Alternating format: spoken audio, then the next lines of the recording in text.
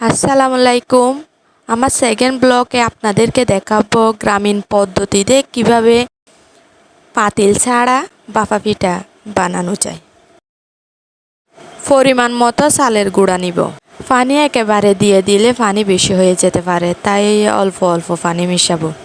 পানির সাথে চালের গুঁড়াগুলো ভালোভাবে মিক্স করে নিব। খুব ভালো করে চালের গুঁড়াগুলো মাখিয়ে নিতে হবে। আমি আর একটু পানি দিচ্ছি। পানি দেওয়ার পর আবার সুন্দর করে মাখতে হবে। এভাবে হাতে নিয়ে চাপ দিলে দলা হয়ে গেলে বুঝতে হবে পারফেক্ট হয়েছে। এখন একটা চাকনি নিব। চাকনিতে অল্প অল্প করে চালের গুঁড়া দিয়ে আলতো হাতে চেলে নিব। আমি যেভাবে চালতেছি ওইভাবে চেলে নিবে। চেলে নিলে পিঠাগুলো খুব সুন্দর হয় আর খেতেও ভালো লাগে। গাইস, দেখতেই পাচ্ছেন বড় বড় চালের গুঁড়া থেকে চেলে ছোট ছোট করে নিয়েছি। অনেকের নাকি পিঠা ভেঙে যায়, তাই চাল ধোয়ার সময় কিছু বিনি চাল অ্যাড করে দিলে পিঠা ভাঙবে না।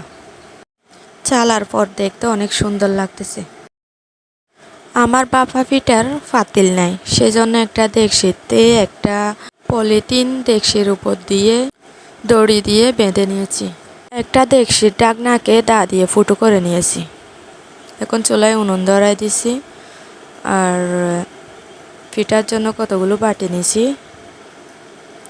এখন পিঠা বানাবো। প্রথমে গুড় দিয়ে পিঠা বানাবো, সেই জন্য কিছু গুড় নিছি। সামান্য চালের গুঁড়া দিয়ে তারপর গুড় দিব। গুড় দিয়ে আর একটু চালের গুঁড়া দিব। তারপর বেশি চাপ দিব না, আলতো করে চাপ দিয়ে আর একটা মশারির থেকে আমি একটা মশারি কেটে নিয়েছি, এভাবে নিয়েছি। এখন চুলায় বসিয়ে দিব। পানি দিয়ে কিন্তু ডেকচিটা বসাইছি। পানিতে ভাপ আসলে তারপর পিঠা দিতে হবে।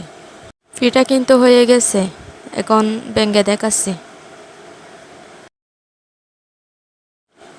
এখন গুড় ছাড়া পিঠা বানাবো।